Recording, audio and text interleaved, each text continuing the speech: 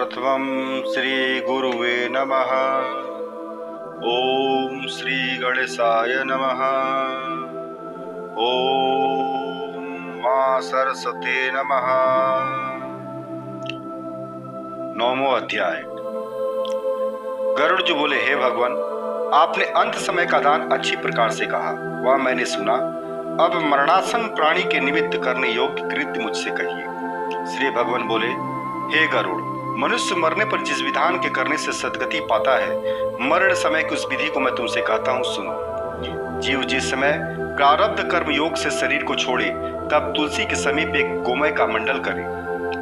उस मंडल पर तिल स्वच्छ कुसा आसन बिछाकर उस पर शालिग्राम की मूर्ति स्थापित करे। अनेक पापादिकों को नष्ट करने वाली शालिग्राम की जहाँ मूर्ति है, उसके समीप रहने से प्राणी को निश्चय मुक्ति होती है। तुलसी वृक्ष की छाया संसार के ताप को मिटाने वाली है, उसके समीप मरने से निश्चय ही मुक्ति प्राप्त होती है। जिसके घर में तुलसी का वृक्ष है, वह घर तीर्थ रूप है और उस घर में यमदूत भी कभी नहीं आते। तुलसी के मंजरी से युक्त होकर जो प्राण त्याग करे, वह अनेक प्रकार के पापों से युक्त हो फिर भी यमलोक में नहीं जाता। तुलसी पत्र को मुख में रख कुसा के आसन पर वह मरे, वह मनुष्य पुत्रहीन होने पर भी वैकुंठ लोक में जाता है। 3 प्रकार के तिल, दर्भ और तुलसी पत्र, ये सब नरक में जाते हुए प्राणियों को बचाकर सद्गति कराते हैं। भगवान कहते हैं, मेरे पसीने से तिल उत्पन्न हुआ है, इसलिए जगत में पवित्र कारक है। तिल दान से असुर, दैत्य, दानव आदि भाग जाते हैं। हे गरुड़, ये दर्भ मेरी विभूति है और ये मेरे रोम से उत्पन्न हुए हैं, इसलिए इन दर्भों के स्पर्श करने मात्र से प्राणी स्वर्ग लोक चले जाते हैं। कुश मूल में ब्रह्मा, कुश मध्य में जनार्दन और अग्रभाग में शंकर आदि देवता हैं। कुशा, अग्नि, मंत्र, तुलसी, विप्र, धेनु, ये सब बारंबार कार्य में आते हैं किंतु अपवित्र नहीं होते।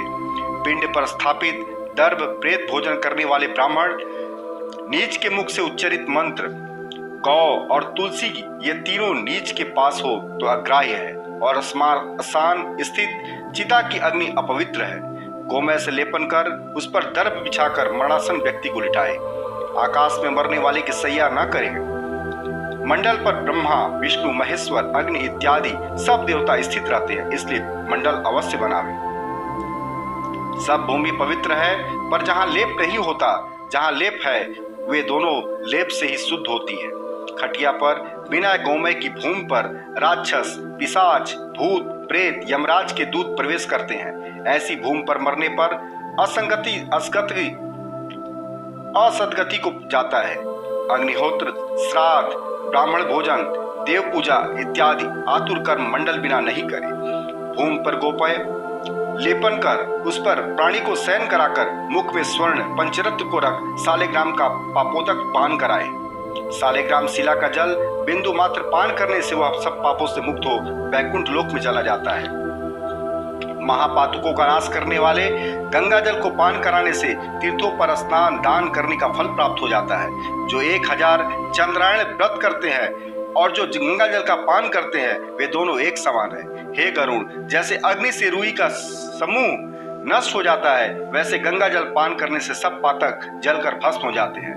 जो कोई सूर्य किरणों से तपे हुए गंगा जल को पीता है, वह सब योनि से मुक्त हो विष्णु लोक को जाता है। दूसरी नदियां स्नान करने से पापी पुरुष को पवित्र करती है। यह गंगा नदी दर्शन तथा स्पर्श से, पान करने से, गंगोच्चारण से हजारों पापी पुरुषों को पवित्र कर देती है। इसलिए गंगा जल संसार का तारक है। प्राण कंठ में आ गया है, फिर भी गंगा गंगा ऐसी उच्चारण करने वाला मरने के बाद विष्णु लोक को जाता है और भूमि पर जन्म नहीं लेता। प्राणी श्रद्धा युक्त होकर प्राण निकलने के समय गंगा का स्मरण यदि करे, तब भी उत्तम गति को प्राप्त हो जाता है। इसलिए गंगा का ध्यान करता हुआ नमस्कार करे। गंगा जल का पान श्री भागवत का श्रवण करने वाला मुझ को प्राप्त होता है। जो अंत समय श्रीमद् भागवत का एक श्लोक, आधा श्लोक पाठ या श्रवण करे तो ब्रह्मलोक में जाकर वापस नहीं आता।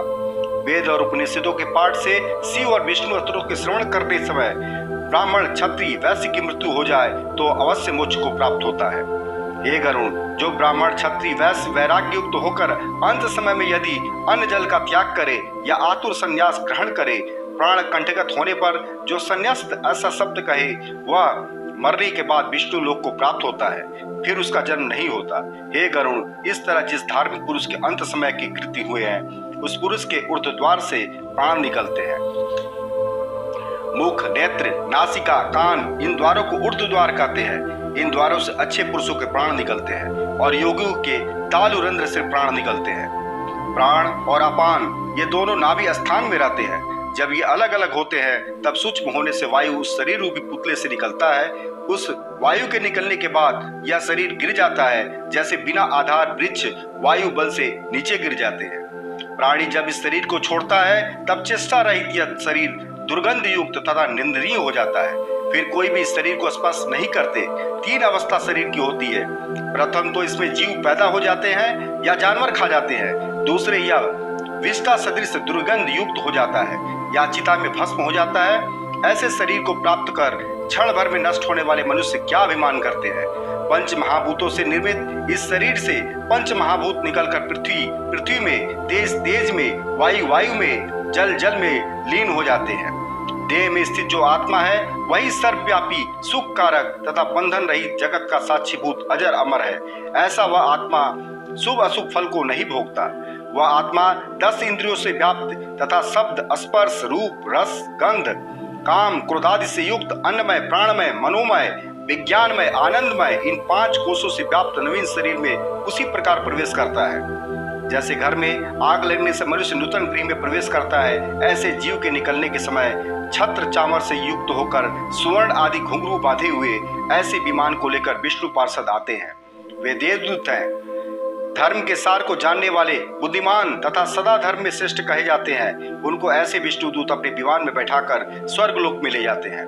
धार्मिक पुरुष तत्काल दिव्य देह धारण कर उज्ज्वल वस्त्र, पुष्पादि की माला और सुवर्ण रत्नों से आभूषित होकर अंत समय के दान के पुण्य से देवताओं से पूजित होकर स्वर्गलोक को जाता है। 10वां अध्याय।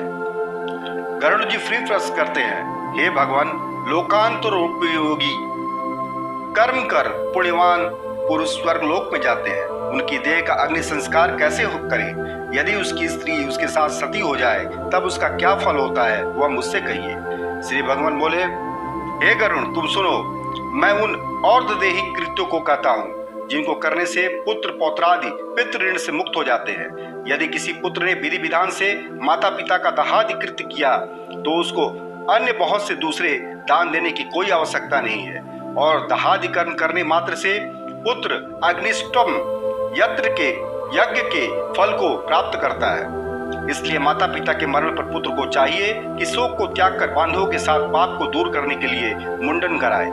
जिस पुत्र ने माता और पिता के मरने पर मुंडन नहीं कराया, उसको माता पिता की सदगति को करने वाला पुत्र कैसे समझा जाए।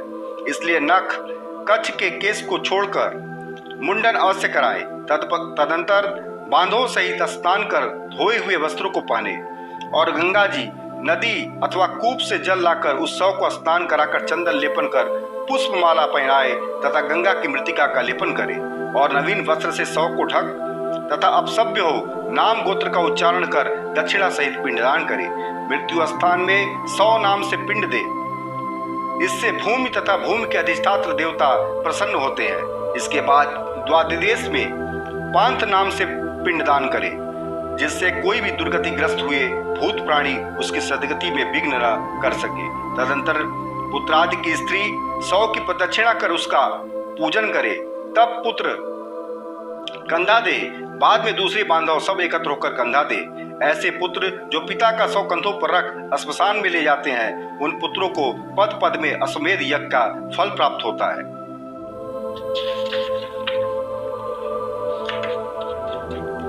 पिता ने पुत्र को कंधे, पीठ और गोदी चढ़ाकर प्यार किया था, वह ऋण पुत्र में रहता है। अतः उस ऋण को चुकाने के लिए मरे हुए पिता को कंधे पर रख जो पुत्र श्मशान को ले जाता है, वह पितृ ऋण से निवृत्त हो जाता है। इस प्रकार श्मशान के आधे मार्ग में पहुंचकर भूमि को शुद्ध कर शव को विश्राम कराए और उसे स्नान कराकर भूत नामक पिंडदान करे। उस पिंडदान से पिशाच, यक्ष, राक्षस, दूसरे भी कई दिशाओं में रहते हुए भूत प्रेतराज उस पिंडदान को भोग कर प्रेत शरीर को किसी प्रकार का दुख नहीं देते। जो विश्राम पिंड नहीं देते वे प्रेत का मांस भक्षण कर जाते हैं, इसलिए पिंड अवश्य देवे। शव को स्मशान में ले जाकर उत्तर मुख स्थापित कर भूमि शुद्ध करे। प्रथम भूमि में झाड़ू द्वारा शुद्ध कर, फिर गोमय से लेपन कर कुशा से रेखा करे। उस रेखा को मध्य में अनामिका अंगुष्ठ से मृतिका को स्थान में गिराकर जल दे। वेद मंत्र द्वारा अग्नि स्थापित करे। क्रबाब्द संगक अग्निदेव का पुष्पाक्षत से पूजन करे। ओम लोभभ्य इत्यादि अनुवाक द्वारा विधि विधान से हवन करे।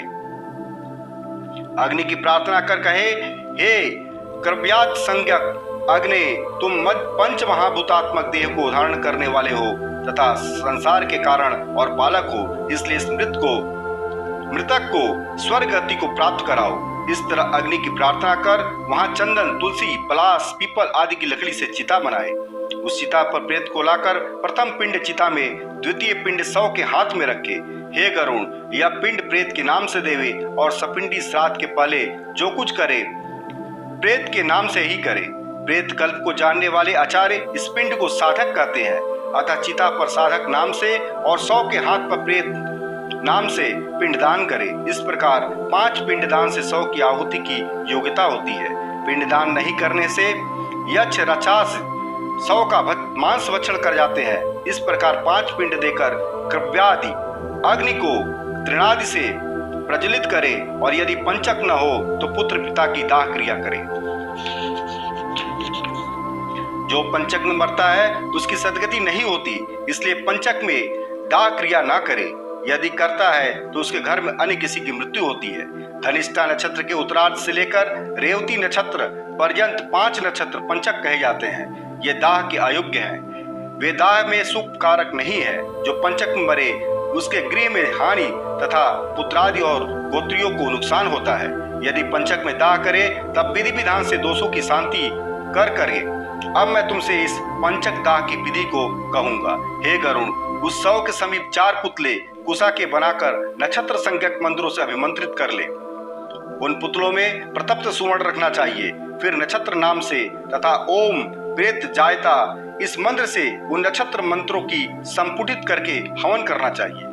ऐसा कर उन पुतलों सहित उस मृतक का दाह करे। पुत्र समिंडी श्राद्ध से दिन सविधि पंचक शांति करे। पंचक दोष की शांति के लिए क्रम से तिल पूर्ण पात्र, सुवर्ण, चांदी, रत्न और ग्रीस से परिपूर्ण कांस्य पात्र दान करे।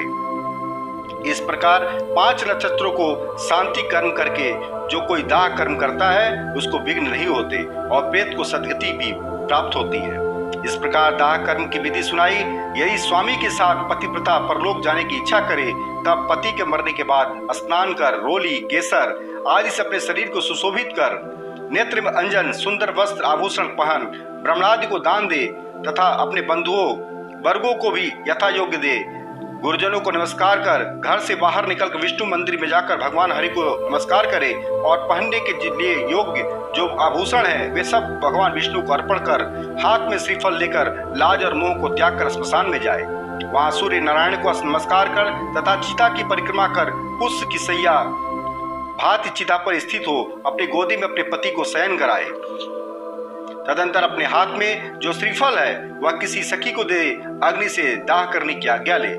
उस अग्नि को गंगा स्नान की तरह जानकर शरीर का दाह करे, परंतु पति के साथ गर्भवती स्त्री शरीर को दग्ध न करे। पुत्रादि को उत्पन्न कर उसका पोषण कर सती हो सकती है। जो कोई स्त्री अपने स्वामी के साथ शरीर का दाह करती है वह अग्नि उसके शरीर को जलाती है, परंतु आत्मा को पीड़ा नहीं पहुंचाती। जैसे अग्नि स्वर्णादि धातुओं का मल दूर कर देती है, वैसी ही पतिव्रता स्त्री अमूल्य तुल्य अग्नि के मध्य में पापों को दहन कर देती है। जैसे धर्मात्मा प्राणी शपथ ग्रहण कर असत्य नहीं बोलता, तो वैसे धार्मिक मनुष्य तपाए हुए अंगार को हाथ में लेने पर भी नहीं जलते। वैसे ही पतिव्रता स्त्री भी नहीं जलती, परंतु स्थूल देह को जलाकर अंतरात्मा से स्वामी सहित एक सादृश्यता को प्राप्त हो पुनः स्त्री शरीर को नहीं प्राप्त होती। जब तक स्त्री स्वामी के साथ अपने देह का दान नहीं करेगी तब तक स्त्री इस शरीर में जन्म जन्म में स्त्री ही होती जाएगी। अतः इस कारण सभी प्रकार का यत्न करके मन, वचन और कर्म से जीवितावस्था में सर्वदा पति की सेवा कर मरने के बाद सती हो जाए। कोई भी स्त्री स्वामी के मरने के बाद अग्नि में प्रवेश करे तो वह अरुंधति के सदृश होकर स्वर्ग लोक में पूजनीय होती है। उस स्वर्गलोक में स्वामी की सेवा करने वाली स्त्री 14 इंद्र राज्य करे, तब तक अप्सराओं से स्तुति युक्ता होकर पति के साथ रमण करती है। जो स्त्री पति के मरने के बाद सती होती है, वह स्त्री माता का कुल, पिता का कुल, स्वामी का कुल, इन तीनों कुलों का उद्धार कर देती है और 3.5 कोटि मनुष्य के शरीर में रोम है, उतने काल तक वह पति के सहित स्वर्ग में निवास करती है। सूर्य के सदृश से प्रकाशमान विमान पर बैठी स्वामी के साथ घृणा करती है और जितने काल तक सूर्य चंद्रमा रहेंगे उतने काल तक पतिव्रता स्त्री पति लोक में निवास करती है। पतिव्रता स्त्री अपनी इच्छा से भूमि पर सुंदर लक्ष्मीवान कुल में जन्म धारण कर चिरकाल तक उसी पति को पुनः प्राप्त करती है। जो स्त्री क्षण मात्र दाह दुख से देह को जला नहीं सकी, वह मूढ़ा जन्म पर्यंत स्वामी के वियोग रूपी अग्नि द्वारा दुखी होती है। इस कारण पति को रुद्र रूप जानकर उसके सहित अपने शरीर का दाह करे, यह सती होने की रीति कही। हे गरुड़, यदि कोई स्त्री सती ना हो तब उस शव का इस प्रकार से दाह करे, मृतक शरीर पर आधा या संपूर्ण जल जाए तब उसके सिर का स्फुटन करे। यदि गृहस्थ हो तो काष्ठ से और यह यति हो तो श्रीफल से कपाल क्रिया करे। पितृलोक प्राप्ति के लिए मृतक के ब्रह्मरंध्र का भेदन कर पुत्र उसको पर इन मंत्रों से घृताहुति दे। हे अग्नि, तुम भगवान वासुदेव द्वारा उत्पन्न हुए हो, पुनः तुम्हारे द्वारा इसकी उत्पत्ति हो, अतः इस मनुष्य देह को स्वर्ग प्राप्त हो तथा इस स्थूल देह की आप में हबी हो, इसलिए आप प्रज्वलित हो जाए। इस प्रकार मंत्र द्वारा तिल मिश्रित घृताहुति देकर उच्च स्वर द्वारा रोदन करने से उसे प्रेत को सुख प्राप्त होता है। दाहांतर स्त्रियां तथा पुत्र स्नान कर नाम गोत्र का उच्चारण कर तिल द्वारा तिलांजलि देवे, फिर निम्ब पत्र का प्राशन कर मरे हुए का यश वर्णन कर स्त्री समूह को आगे और पुरुषों को उनके पीछे मरघट से गृह को आना चाहिए। घर में आकर पुनः स्नान कर गौ को ग्रास दे। प्रथम दिन पत्तल में भोजन करे, वह अन्न अपने घर का न हो। जिस जगह मृतक प्राणी स्थित था उस भूमि का लेपन तथा 12 दिन पर्यंत घृत का दीपक रात दिन दक्षिण मुखी रखे। हे गरुण, सूर्यास्त में स्मशान या चौराहे पर मिट्टी के बर्तन में दूध या जल भरकर 3 दिन तक संध्या समय में रखे। कच्ची मिट्टी के बर्तन में दूध और पानी भर डोरा से त्रिकाष्ठिका बनाकर उसमें रख हाथ में लेकर कहे, हे प्रेत, तुम स्मशान में अग्नि से दग्ध हुए हो और बांधवाद ने आपको त्याग दिया है, इसलिए तुम इस जल में स्नान कर इस दूध का पान करो। साग्निक चतुर्थ दिन और निराग्निक दूसरे या तीसरे दिन निषिद्ध वार तिथि का विचार कर अग्नि संचय करो। इसके लिए स्मशान भूमि में जाकर स्नान कर शुद्ध हो जाए, उनका सूत्र वेष्टन कर हाथ में पवित्री पहने। तदंतर पुत्र स्मशान में रहने वालों को यमाए त्वा इस मंत्र से उड़द की बलि देकर 3 बार प्रदक्षिणा करे। हे गरुण, चिता में प्रथम पुत्र पहले दूध छिड़क जल से चिता की अग्नि को शीतल कर उस चिता में से अस्थियों को ग्रहण करे। उन अस्थियों को पलाश पत्र में दूध तथा जल से धोकर मृतिका पात्र में रख सविधि श्राद्ध करे। इस जगह त्रिकोण स्थंडिल का निर्माण कर उसको गोमय से लेपन कर स्थंडिल पर दक्षिण मुख से 3 दिशा में 3 पिंडदान करे और चिता भस्म को इकट्ठी कर उस पर त्रिपादिका रख चिता भस्म के ढेर पर अनाच्छादित जल सहित एक घट की स्थापना करे। घृत सहित चावल को पकाकर प्रेत के लिए विधि से जल सहित बलि देवे और उत्तर दिशा में 15 कदम चलकर वहां गड्ढा खोदे। हे गरुण, उस गड्ढे में अस्थि पात्र को स्थापित करे। उसके ऊपर एक पिंडदान करने से प्रेत के दाह की पीड़ा नष्ट हो जाती है। तदंतर गर्त स्थित अस्थि पात्र को लेकर जलाशय पर जाए। वहां अस्थि को प्रथम दूध से प्रक्षालन कर पुनः जल में प्रक्षालन कर चंदन से अस्थि को चर्चित कर कुमकुम से विशेष चर्चित करे। उस अस्थि को एक दोने में ले हृदय और मस्तक में लगाए। इसके बाद परिक्रमा तथा नमस्कार कर गंगा में अस्थि का प्रक्षेप करे। जिसकी 10 दिन के भीतर अस्थि गंगा में गिर गई उसकी ब्रह्मलोक से पुनरावृत्ति नहीं होती। जितने समय प्राणियों की अस्थि गंगा जल में रहती है उतने 1000 वर्ष तक वह पुरुष स्वर्गलोक में रहता है। गंगा जल के लहर को स्पर्श करने वाली वायु यदि किसी मरे हुए का स्पर्श करे तो उसके अनेक जन्मों के पाप उसी क्षण नष्ट हो जाते हैं। सर्वप्रथम राजा भगीरथ ने अपने पूर्वजों के उद्धार के लिए तपस्या से गंगा देवी की आराधना की और ब्रह्मलोक से उन्हें यहाँ मृत्युलोक में ले आए। जिस गंगा का यश तीनों लोक में प्रसिद्ध है, उस गंगा ने राजा सगर के 60,000 पुत्रों को जो मुनि कपिल देव जी द्वारा भस्म हो गए थे, उनको स्वर्ग लोक प्राप्त कराया। जो प्राणी पूर्वावस्था में पाप करके मर गए हैं, उनकी अस्थियों को गंगा में प्रक्षेप कर वे स्वर्ग लोक चले जाते हैं। किसी महामान ने अनेक जीवों को मारने वाला एक व्याघ्र हुआ।